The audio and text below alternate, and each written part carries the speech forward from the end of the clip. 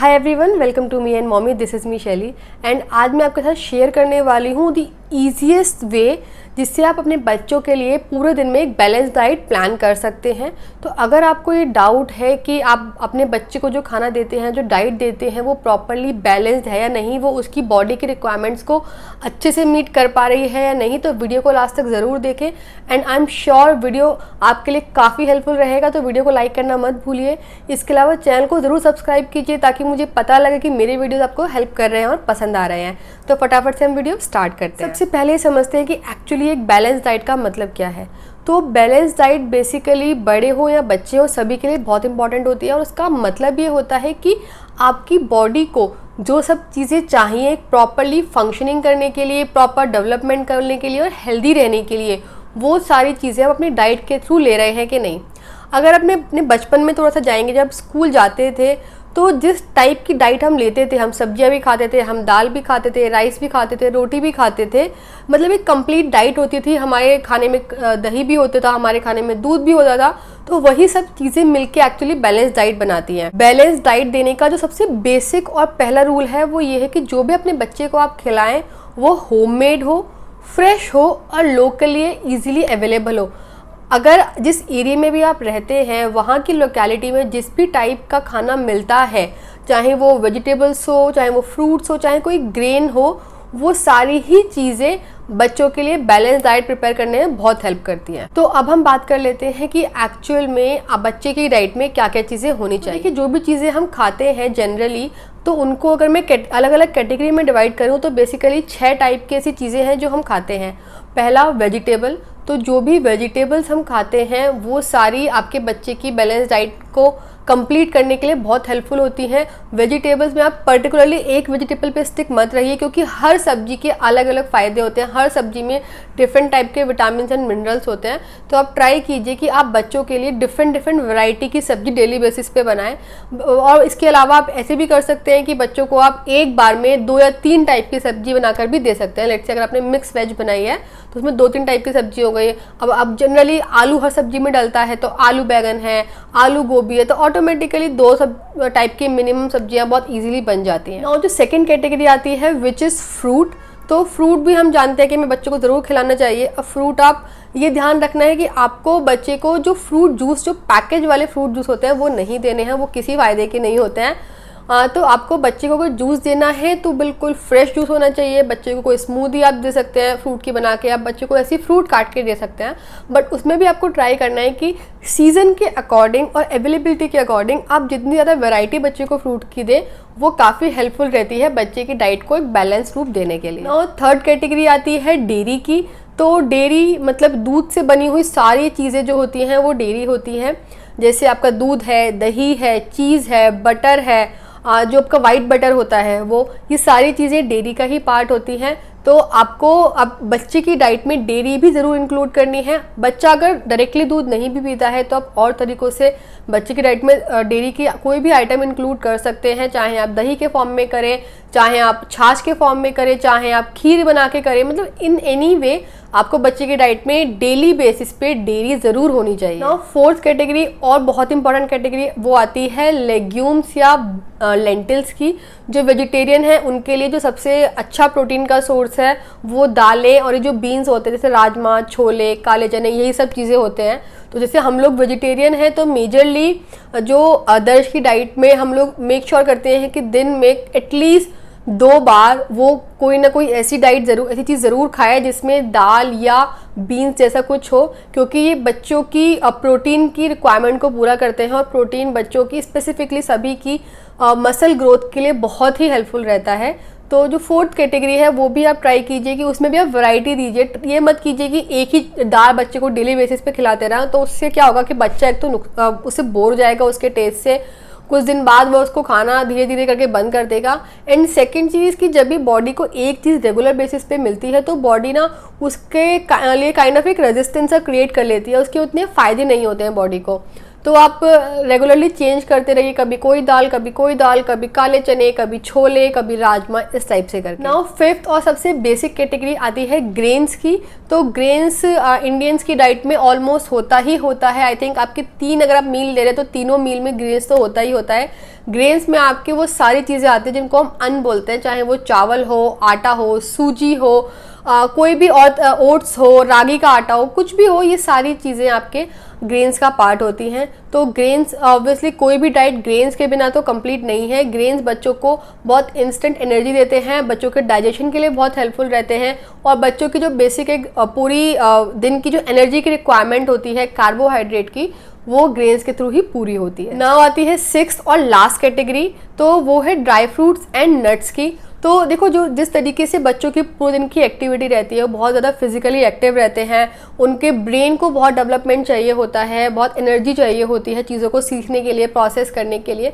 तो उस केस में आपको बच्चे की डाइट में एक गुड फैट भी चाहिए होता है। गुड फैट आपको जनरली नट्स और ड्राई फ्रूट से मिलता है। तो अब नट्स और ड्राई फ्रूट्स में आपके नट्स में जैसे आपके आमंड है, कैशू है, पिस्ता है, ये सब आपके नट्स आते हैं।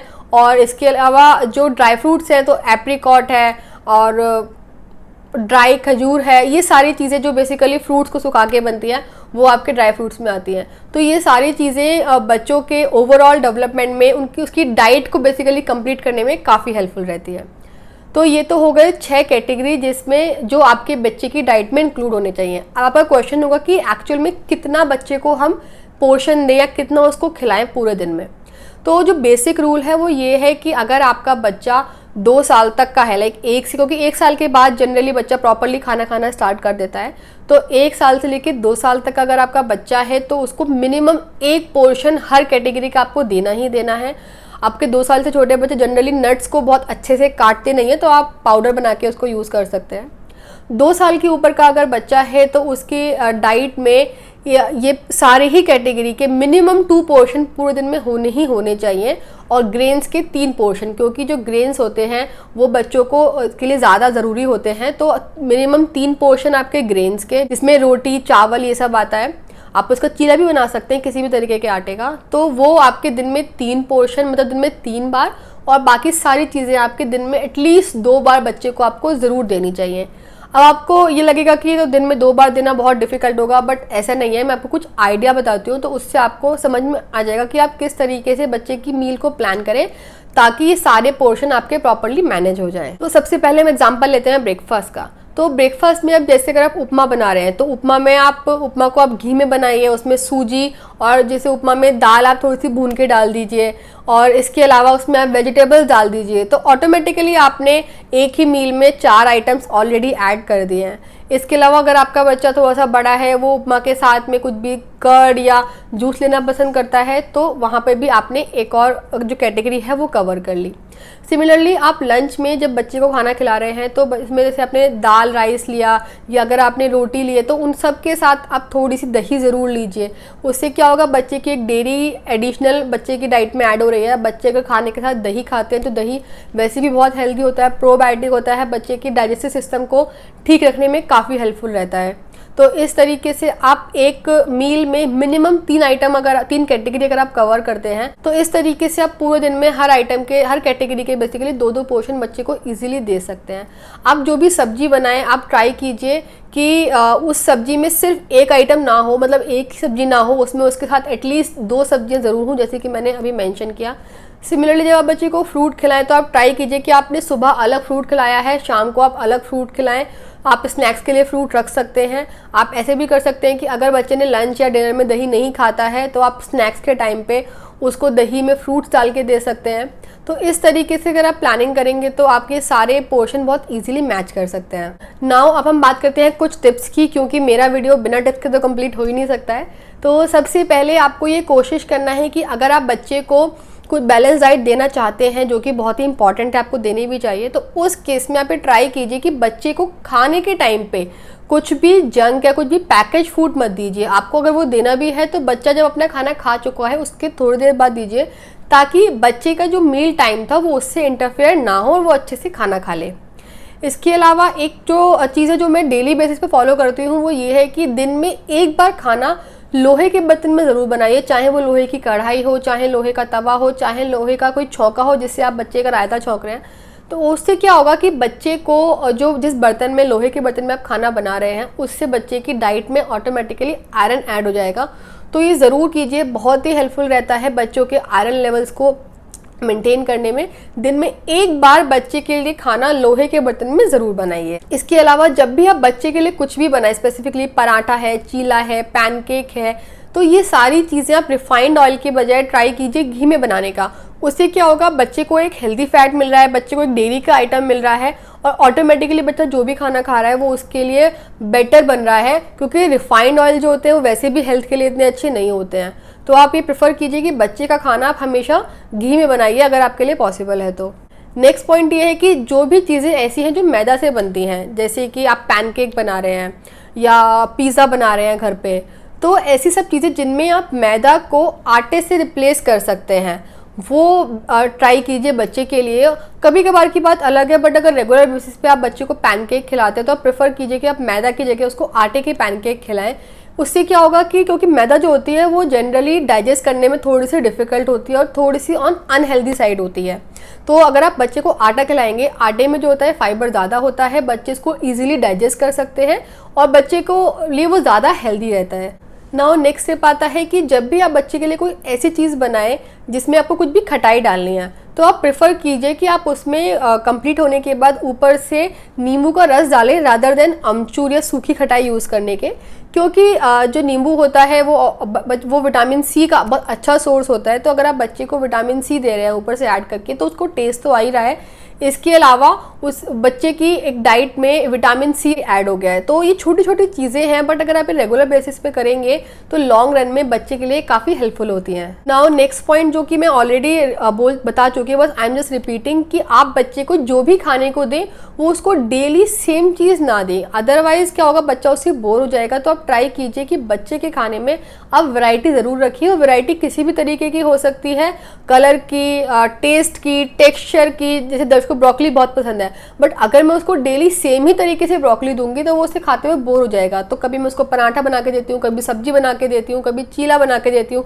कभी ऐसे ही सौते करके देती हूँ। तो उससे क्या लगता है उसको, वो भी खुश है कि वो ब्रोकली खा रहा है और वो इस बात से बोर भी नहीं हो रहा है कि मैं रोज़ सिर्फ पराठा ही खा रहा हूँ। तो ये भी आप ध्यान रखिए बच्चों के केस, स्पेसिफिकली जो 5 साल से छोटे बच्चे हैं उनके लिए तो ये बहुत इंपॉर्टेंट है कि उनका खाने में इंटरेस्ट बना रहे। नाउ आता है नेक्स्ट पॉइंट। तो नेक्स्ट पॉइंट वो वैसे सभी के लिए काफ़ी इंपॉर्टेंट है कि आप बच्चों की डाइट में जो भी पैकेज फूड होते हैं, पैकेज फूड कुछ भी हो सकता है, जो भी पैकेज है रेडी टू ईट, बेसिकली जो भी रेडी टू ईट फूड होते हैं उनको आप मिनिमाइज़ कीजिए, या उनको आप तब के लिए रखिए जब बहुत ही ज़रूरी हो कि ठीक है कोई ऑप्शन नहीं है तो रेडी टू ईट देना है। जैसे रेडी टू ईट में नूडल्स आता है, उपमा आता है, पोहा आता है, आजकल बहुत सारी चीज़ें रेडी टू ईट में आने लग गई हैं।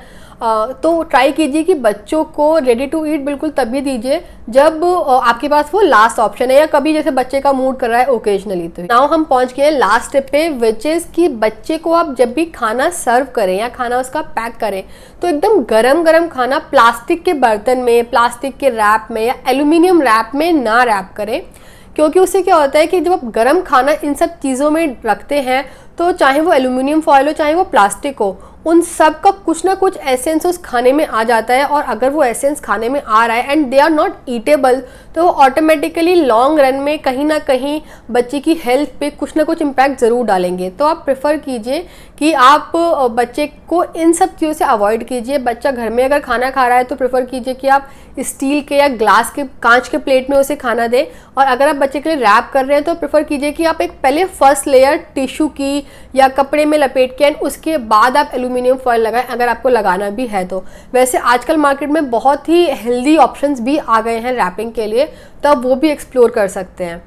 तो दैट्स इट, यही कुछ चीज़ें थी जो आई थिंक आपको हेल्प करेंगी और जो मुझे एक्चुअली हेल्प करती हैं दर्श की डाइट को प्लान करने में, बेसिक एक बैलेंस डाइट को प्लान करने में। तो अगर इन सब चीज़ों से आपको हेल्प मिली है, आपको कुछ आइडिया लगा है कि कैसे आप थोड़े से टेंशन फ्री हो सकते हैं अपने बच्चे की डाइट को लेकर, तो प्लीज़ वीडियो को लाइक ज़रूर कीजिए, इसको शेयर कीजिए ऐसे सारे पेरेंट्स के साथ जिनको इस टाइप की वीडियोस की ज़रूरत है। एंड अगर आपको बच्चों की डाइट से लेके कोई भी क्वेश्चन है तो प्लीज़ कमेंट में मुझे ज़रूर बताइए, I will try to answer them. और अगर आप चाहते हैं कि मैं कोई सैम्पल डाइट चार्ट आपको दूं जो कि इस वीडियो में मैंने शेयर नहीं किया है, तो वो भी मुझे ज़रूर बताइए। तो जो भी डाइट चार्ट मैं दर्श के लिए फॉलो करती हूँ, I will share that. And thank you for watching this video.